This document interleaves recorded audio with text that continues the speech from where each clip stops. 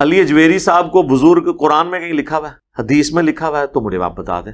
لوگ بزرگ کہتے ہیں نا، تو گرو نانک بھی بزرگ ہیں.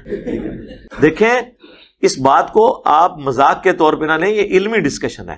کسی شخص کا بزرگ ہونا لوگوں کی نظروں میں ہے نا. اگر کوئی کہتا ہے کہ پرانا ہو گیا تو بزرگ ہے، تو اشرف تھانوی بزرگ نہیں ہے؟ تو بریلوی تو کہتے ہیں اشرف تھانوی کافر ہے، اعلیٰ حضرت کا فتویٰ ہے اسام الارمین میں. تو خود بزرگوں کو کافر تو بریلوی خود کہتے ہیں، لیکن اپنوں کو نہیں، دوسروں کو. تو جب آپ کے بزرگوں کو برا کہتا ہے تو آپ برا نہ مانا کریں. اس وقت ہی آپ کو خیال آتا ہے کہ بزرگ سانجے ہوتے ہیں، جیسے کہتے ہیں ماما سانجیاں ہوں گی نے، بزرگ سانجے ہوتے ہیں. تو بات یہ کہ بزرگ ہے ہی نہیں ہے قرآن و سنت کی روشنی میں. ہاں اب آپ یہ مجھے کہہ سکتے ہیں کہ جی آپ کس طرح کہہ رہے ہیں بزرگ نہیں ہے، ہو سکتا ہے ہوں. ہم کہتے ہیں جو ہو سکتا ہے ہوں اور ہو سکتا ہے نہ ہو، تو یہی چیز کافی ہے کہ ان کی بنیاد کے اوپر کسی کے ساتھ لڑا ہی نہیں جا سکتا.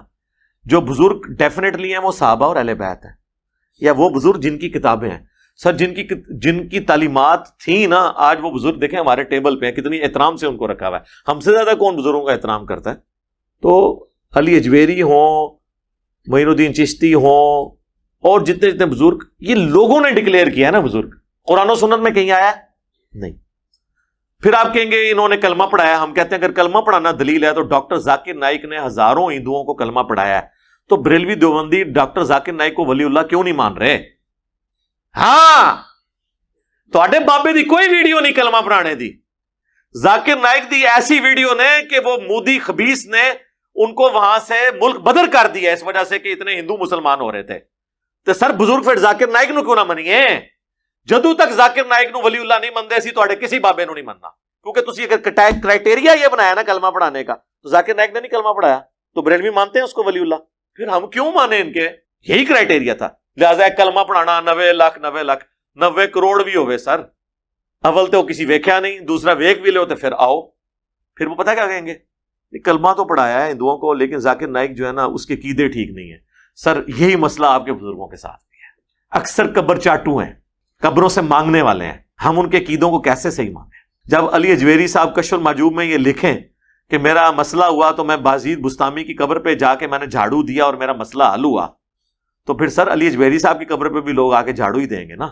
کہتے ہیں پرانے بزرگوں نے کہیں نہیں کہا تھا ہماری قبروں پہ آ کے کرو. سر وہ کہہ کے گئے تھے، کہنا ڈائریکٹ تو نہیں ہوتا. یہ کون ہوتا ہے کہ میری قبر پہ آ کرنا؟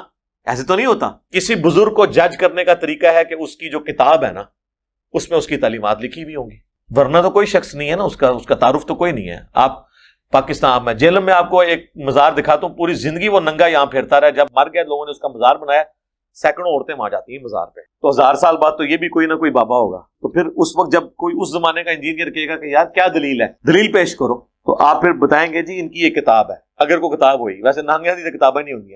اور جن کی کتابیں ہیں نا ان کتابوں میں وہ الفول چیزیں لکھی ہوئی ہیں کہ اس کے بعد تو حسن زن قائم ہی نہیں رہتا. پھر کہتے ہیں نہیں کتابیں تھیں ان کی لیکن نہ وہ تبدیل ہو گئی. اچھا جن کی کتابیں ہی تبدیل ہو گئی پھر تو کوئی پتہ نہیں کہ جو اس میں صحیح باتیں بھی لکھی ہیں وہ انہوں نے نہ کہی ہوں، وہ کسی نے ان کو بزرگ بنانے کے لیے ڈال دی ہو. اصل باتیں وہی ہوں جو غلط لکھی ہوئی ہیں، اس میں وہی ان کی تعلیمات ہوں. پھر تو یہ بھی ہو سکتا ہے. ہاں جن کی اتھینٹسٹی کر دی قرآن نے، جس طرح عیسیٰ ابن مریم کو اللہ تعالیٰ نے کہہ دیا وجیہاً فی الدنیا والآخرہ.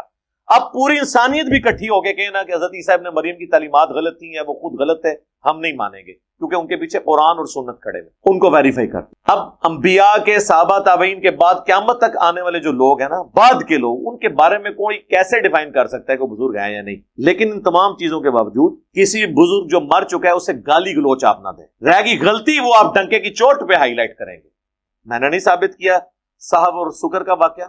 پاکستان لیول کے ایک بریلوی مفتی ہیں، انہوں نے تو مجھے یہاں تک کہہ دیا، میں ان کا نام نہیں لیتا، انہوں نے کہا کہ جی اللہ معافی دے علی اجویری صاحب جانے اور اللہ کا معاملہ ہے. میں تو کبھی بھی اس واقعے کو آن نہیں کرتا کہ وہ زید ابن حارثہ کی بیوی کے ساتھ جو نبی الاسلام کے بارے میں اسکینڈل کشف المحجوب میں لکھ دیا، نعوذ باللہ. لیکن پبلک میں آگے وہ بیان کریں تو ان کی پبلک ہی ان کے ٹکڑے ٹکڑے کرتے ہیں. اور اگر یہ کہہ دیں کہ یہ کشف المحجوب میں بعد میں کسی نے داخل کر دیا تو پھر میں ڈانگ لے کے کھلوتے ہیں کہ اچھا بعد داخل کیتا، یہ سب کچھ بعد ہی داخل ہوا ہے، نہ بابا ہے نہ کتاب ہے. ہاں if there is no کشف al Mahjub there is no Ali اجویری. if there is no Al Muhannad Al Mufannad there is no دیوبندیت. if there is no Assam الارمین there is no بریلویت. کیونکہ انہی کتابوں پہ کھڑے ہوئے نا.